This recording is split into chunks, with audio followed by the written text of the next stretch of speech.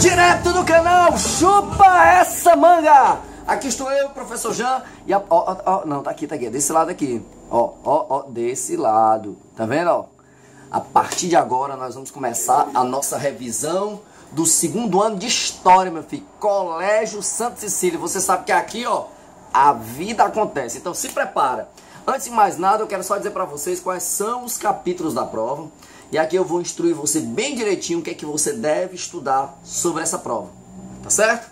Tudo bem? Então, como eu falei, os capítulos são o capítulo 34 e o capítulo 35. O capítulo 34 tem dois assuntos. Estados Unidos, que é no século XIX, e a Europa... Opa, peraí. Esqueci de avisar, né? Toda vez tem que avisar. Tá ouvindo essa barulheira toda aí já, né? Então aqui vai passar carro, vai passar Topic, vai passar o Satanás, mas você presta atenção em mim. Não se preocupe que ele passa, ele não fica, beleza? Tudo bem? Então vamos lá. Roxando, capítulo 34, Estados Unidos no século XIX e a Europa também no século XIX. Já o 35 é a industrialização, que é a segunda fase da industrialização, e o imperialismo, que também é do século XIX. Então, na verdade, vamos arredondar esse negócio. Tudo aqui é século XIX. 34 e 35, século XIX. Tranquilo? Então vamos arrochar o nó desse negócio aqui, que é muito simples, é muito simples. Então no nosso livro, gente, eu não posso esquecer uma coisa aqui importantíssima. Deixa eu dar uma pescadinha aqui importante, só para poder refrescar aqui a nossa memória. Para você não chupar uma manga verde, beleza? Então presta atenção, ó. Os Estados Unidos, gente, que a gente está estudando aqui, é do século XIX, é o pós-independência. E nesse pós-independência, os primeiros anos de independência dos Estados Unidos foram críticos em relação à autoridade, que não tinha força, tá certo, para cumprir acordos, na cobrança dos próprios impostos. Pelo amor de Deus, tá passando, é tudo aí, viu? Então, e além disso, havia um perigo de fragmentação política. Fragmentação política. A mesma coisa que aconteceu na história do Brasil, que nós estudamos, tá certo? O primeiro reinado foi conturbado e passou perigo de fragmentação, tá certo? E aconteceu a fragmentação, depois houve o quê? Uma unificação à força de Dom Pedro I. Lembra da Confederação do Equador? No período regencial, sem o Dom Pedro II ainda está no trono, o que é que faltava? Ele completar 18. Enquanto ele completasse 18, período regencial, aí estudou cabanagem, balaiada, sabinada, farroupilha, malício, escambau. Então estourou um bocado de revoltas separatistas. Então o problema de unidade territorial é a mesma coisa. Então pós-independência dos Estados Unidos passou por a mesma situação. Aquela disputa entre o Partido Republicano e o Partido dos Democratas. Mas uma coisa importante nessa tensão toda que está acontecendo, esse pós-independência, esse pós-1776, tá certo? Que era o finalzinho do século XVIII e aí mergulhou no século XIX, meu amigo, eram aquelas diferenças desgraçadas que aconteciam entre agora os estados do norte e os estados do sul. Lembra que a gente colocou lá na lousa, tá certo? Então, você lembra bem bonitinho lá o que é que te colocou lá sobre os estados do norte e os estados do sul, que era a mesma coisa quando era colônias do norte, colônias do sul, quando eram 13 colônias, mas agora são estados por conta da independência, por isso estamos estudando o século XIX. Então, havia diferenças estruturais socioeconômicas fortíssimas entre o norte e o sul, e isso fez com que alterasse o processo de crescimento que vinha desde as 13 colônias. E agora, como estados independentes, esse problema causou conflito, não causou? Claro que causou. Então havia diferenças em relação a tarifas de produtos importados. Então havia uma confusão entre o norte e o sul. Beleza? Tranquilo? Isso aí você não pode esquecer que esse ponto ele é muito importante. Agora, é bem verdade que eu não posso esquecer uma coisa importante desse assunto. Olha aqui onde é que tá. Cadê no livro? Na página 571. Eu vou mostrar para você. Aquela guerrinha que foi de 1861. Tá focando, deixa eu ver aqui se tá focando. Tá vendo? Ó? A Guerra de Secessão, 1861 ao ano de 1865, né? Aí eu tenho que lembrar de alguns personagens importantes. Vamos lá, alguns personagens. Aí você vai montar o quebra-cabeça. É o provão, né, meu filho? Presta atenção.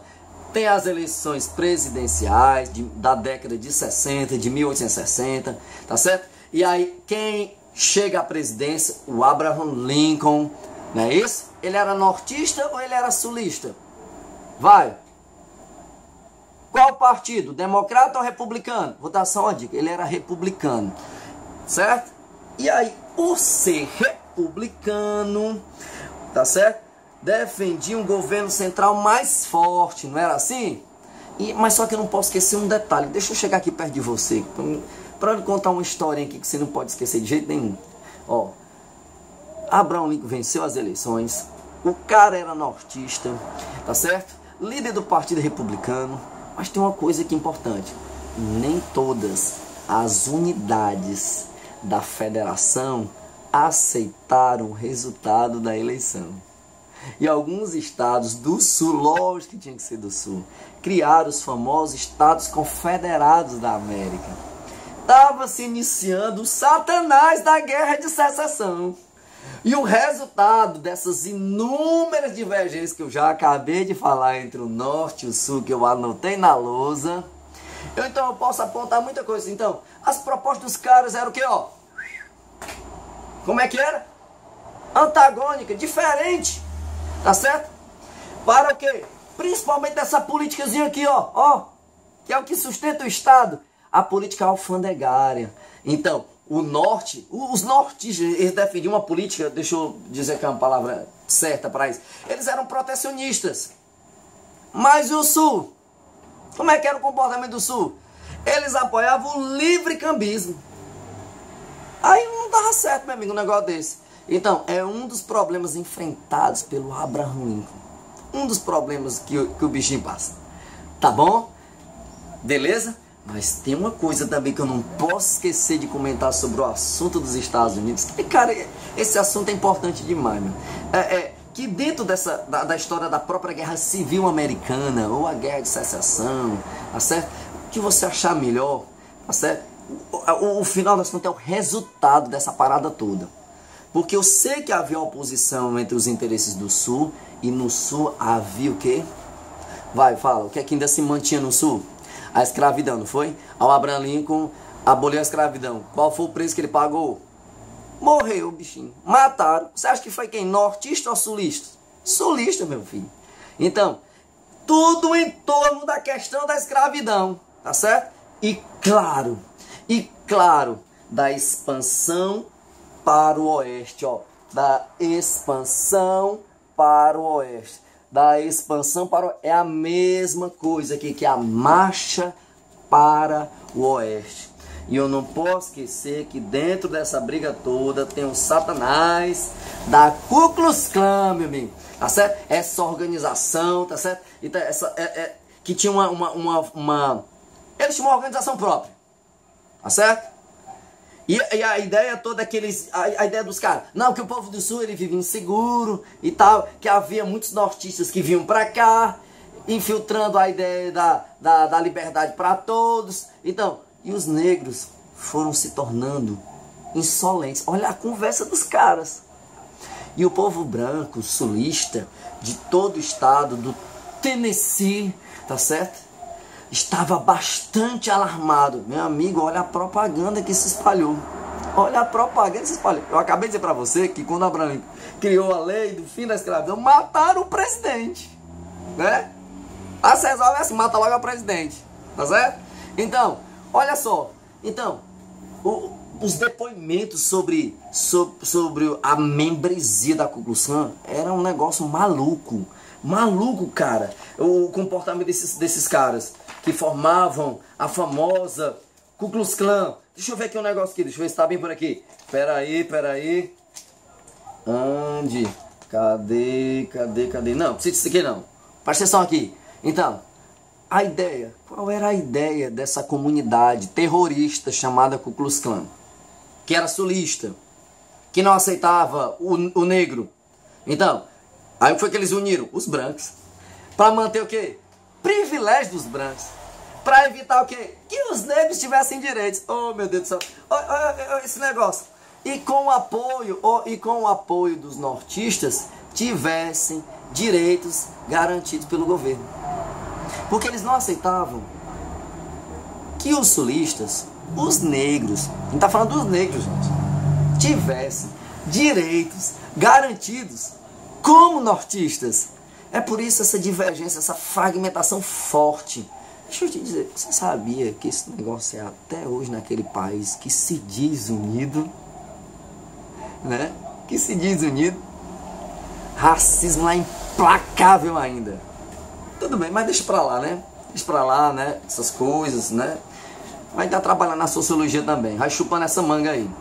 Aí entrando no assuntozinho da Europa do século XIX, aí as doutrinas políticas e sociais do século XIX, tem uma importante que é o liberalismo, que é justamente, deixa eu ler, isso aqui é tão simples, cara, tão simples. Aquela doutrina gestada durante o iluminismo, que você estudou no ano passado, do século da luz, defende a liberdade individual na política, na economia, na religião, lembra? Na religião também. O liberalismo político propõe a separação dos poderes, a igualdade de todos perante a lei, o direito à vida, à propriedade, a liberdade de pensamento, a liberdade de expressão. O liberalismo econômico teve como principal representante o economista escocês Adam Smith, quando escreveu o livro A Riqueza das Nações, que ele dizia que a fonte de felicidade do homem era o trabalho. Entendeu? Então, essas ideias todas, né, e claro, veio da filosofia iluminista. Ela trata-se de uma ideologia política intitulada como liberalismo, tá certo? Mas eu não posso esquecer também que o capitalismo ele se propaga na busca de mercados, tá certo? Nas novas técnicas de produção. Estou falando de quê? Segunda fase da industrialização.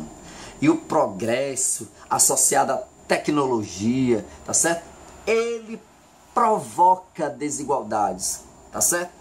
Nós estudamos isso na sociologia, quando a gente dividiu, tá certo? O sistema de castas, o sistema de classes e o sistema de estamentos. Lembra? Então, a crítica radical que foi feita a este capitalismo, tá certo? Está na obra do famoso Karl Marx. Karl Marx, tá certo? O Manifesto Comunista, que ele fez com Engels. E também nós podemos encontrar também naquela obra famosa O Capital. Então, ele acusa, o que é que o Marx na verdade acusa, gente? Entende aí o que é que o Marx acusa? Ele acusa a existência da exploração do trabalho humano, quando ele diz até aqui: uma ideia central do marxismo é que a história das sociedades humanas, tá certo? É a história da luta de classes. Então, ele acusa a existência da exploração do trabalho humano. Basta você lembrar da Revolução Industrial que você estudou no ano passado, a gente está na segunda fase, tá certo? Então, é muito simples entender isso. É a exploração humana no trabalho, tá certo? As dificuldades sociais que se apresentaram. Então, que dificuldade social, gente? Eu ganho pouco, moro mal, como mal, me visto mal, vivo mal, morro cedo. Jornada de trabalho exagerada, né? Então, para a maioria da população. Então, acusa a existência da exploração humana, tá certo? Essas dificuldades sociais enfrentadas que você tá vendo aí nas Sufragistas, o filme As Sufragistas, pra G de Sociologia. Chupa aí essa manga, é isso aí. Essa exploração do trabalho, veja a situação daquelas mulheres, tá certo? Olha a situação daquelas mulheres. Então Marx acusa isso, entendeu? Então, e aí, é por isso que é interessante que quando a gente fala sobre isso, aí vem a figura, gente, tá certo? É a figura do socialista, tá certo? Se a gente for fazer uma discussão à la Valdemir, entendeu aí? Tá certo? Deixa eu só, peraí, deixa eu abanar aqui um negocinho, beleza. Então, o socialista, ele surge, tá certo? Como uma... Eu tenho que entrar na matéria do Valdemir, presta atenção, na filosofia. Isso é importantíssimo, gente. Ele entra como uma descrição filosófica. Isso é no iníciozinho do século XIX. E claro, essa raiz, essa origem linguística, tá certo? Ela tem um desenvolvimento social. Presta atenção, isso é filosofia, meu amigo. Chupa aí essa manga, tá certo? Então, a diferença, deixa eu dizer, a diferença decisiva, tá certo? Entre o socialista e o comunista. Não mistura não, meu irmão. Como em certo sentido, o que é que eu posso dizer? Em termos de hoje, comumente a gente utiliza o seguinte, ele vem de uma mudança do próprio nome, porque em 1918, a gente está estudando a Primeira Guerra Mundial já, então o Partido Operário Social Democrata Russo para o Partido Comunista Pan-Russo. Presta atenção na diferença dessas duas estruturas. Então, dessa época em diante, essa distinção entre socialista e comunista tornou-se amplamente vigente. Por quê? Porque existe, gente, uma diferença entre o socialista e o comunista. Tá certo? Mas uma coisa é certa. Tanto o socialismo quanto o comunismo, tá certo? Dentro desse estabelecimento de diferença, tá certo? Ela se relaciona ao seguinte aspecto. É a defesa da ditadura do proletariado. É na defesa da ditadura do proletariado. Deixa eu mostrar pra você aqui no livro. Chupa aqui, ó, presta atenção. Você só vai dar pra pegar, ó. Para Marx e Engels, somente o proletariado é uma classe verdadeiramente revolucionária. Revolução é esses caras, revolucionários são esses caras, é o que ele está dizendo. E por isso devia fazer uma revolução. Tomar o poder das mãos da burguesia e implantar a ditadura do proletariado, que vigoraria até as desigualdades, porque ela existe, sociais, serem eliminadas. Então, na história europeia, durante o século XX, então que já entra no século XX, estabelecesse uma diferença entre o socialismo e o comunismo, e é justamente na defesa da ditadura do proletariado. Bem, gente, presta atenção aqui agora uma coisa importante. Já o anarquismo, ele é uma doutrina que propõe uma sociedade livre de controle político e defende a liberdade de agir sem ser oprimido por qualquer tipo de autoridade. Então, game over pro Estado. Os caras é game over pro Estado. Tá certo? Entre os seus principais representantes está o Mikhail Bakunin. Mikhail Bakunin, que é aquele que criticava ferozmente a religião. Que até eu expliquei isso dentro da sala de aula. E olha o que é que o rapaz diz aqui, ó. Vai ficar fácil para você responder as questões de anarquismo na prova. Vai ficar fácil, ó. Ele diz aqui, ó. O anarquismo, assim como o socialismo, propõe a criação de uma sociedade igualitária. Massa. Socialismo, né? Aí diz, e portanto, sem classes sociais. Mas enquanto os socialistas propunham o controle do Estado pelos trabalhadores, olha agora, até que as desigualdades sociais fossem eliminadas, os anarquistas defendiam a imediata destruição do Estado. Então, já de inveja aqui. Tá certo? E aí os anarquistas defendiam a imediata destruição do Estado, pois, por princípio, eram contrários à existência de qualquer tipo de governo. Chupa! Então, esse é o anarquismo. Tá certo? Que queria o fim da autoridade do Estado. E claro, se eles são contra o liberalismo, contra a propriedade privada. Esses são os princípios ideológicos clássicos do anarquismo. Tranquilo? Então, mas vamos falar uma coisa aqui importante sobre a unificação italiana. Dentro do processo da unificação italiana, esse Estado italiano, né, que ficou faltando lá, né, na segunda metade do século XIX, os Estados pontificados. Então você tem que entender que o Estado italiano, quando nasceu em 1871, tá certo? Ele tem uma construção artificial, tá certo? Muito frágil e autoritária, da alta burguesia do norte, porque a alta burguesia estava no norte. Então, porque a unificação foi do norte para o sul, do sul para o norte. Então, mas os interesses, meu filho, da dominação, de mudança revolucionária, tá certo? Elas, é que eu posso dizer? Elas atrasaram, tá certo? A emergência do sentimento nacional.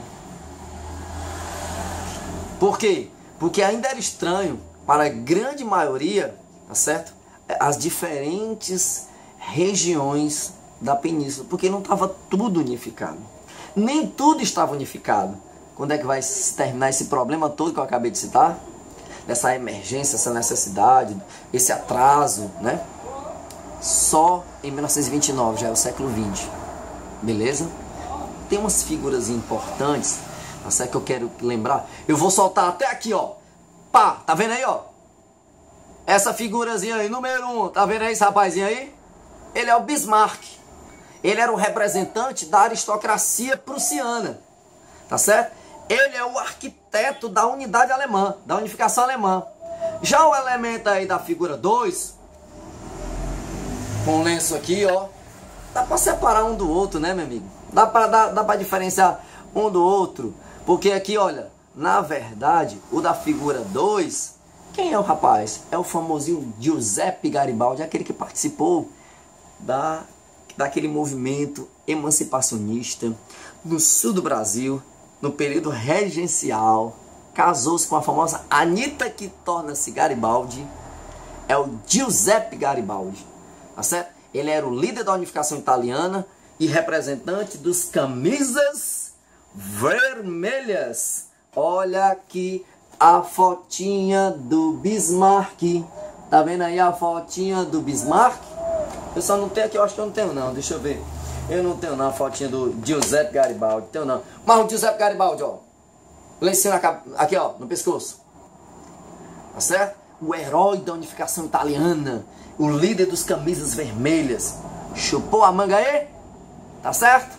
E claro, a unificação da Alemanha na década de 70 para 71, a grande consequência lógica que vai fazer parte das causas da Primeira Guerra Mundial, da formação daquelas alianças, né? Foi a ruptura do equilíbrio europeu. Por quê? Inglaterra tinha ódio, França tinha ódio da Alemanha. Então, criou o revanchismo em especial aos franceses. Por quê? Porque a Alemanha abocanhou, trouxe para perto,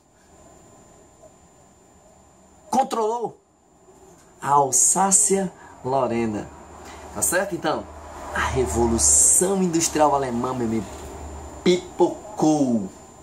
E claro, surgiu a famosa política de alianças. A Inglaterra odiava os alemães, os franceses também, e até os russos, tá certo?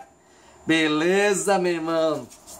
E eu não posso esquecer que dentro desse imperialismo do século XIX, tá certo? Vários argumentos foram dados para se dominar a África e a Ásia a partir de 1870, mas nada como a história da missão civilizatória de levar o fardo do homem branco para os lugares mais remotos da terra. Era explorar a galera na mão de obra barata, na matéria-prima barata e vender caro para essa galera. Chupa, tá certo? E a Inglaterra, meu amigo, dominou grandes partes desse território africano. Beleza? Então, e é por isso, gente, que nessa corrida toda por riquezas, nessa circulação de riquezas, tá certo? Em benefício dessas nações europeias, foi que houve, meu amigo, a partilha da África e da Ásia. A gente não precisa detalhar esse monte de guerrinha, não. Esquece isso. Você tem que entender que o imperialismo do século XIX trata da partilha da África e da Ásia. Então, na segunda metade do século XIX, e quem liderou, meu amigo, porque foram as nações que mais tiveram território, já acabei de dizer, a Inglaterra e a França. E fruto dessa expansão capitalista, lógico, o imperialismo ele é capitalista, ele garante o controle de matéria-prima, como eu já falei, da indústria, né? Novas estratégias para se produzir. Então, e levar a missão civilizatória. Não dá para esquecer, você lembrando desses elementos, vai arrochar com todo gás. E eu vou me despedindo aqui de vocês, e no mais, chupa essa manga! Uhul!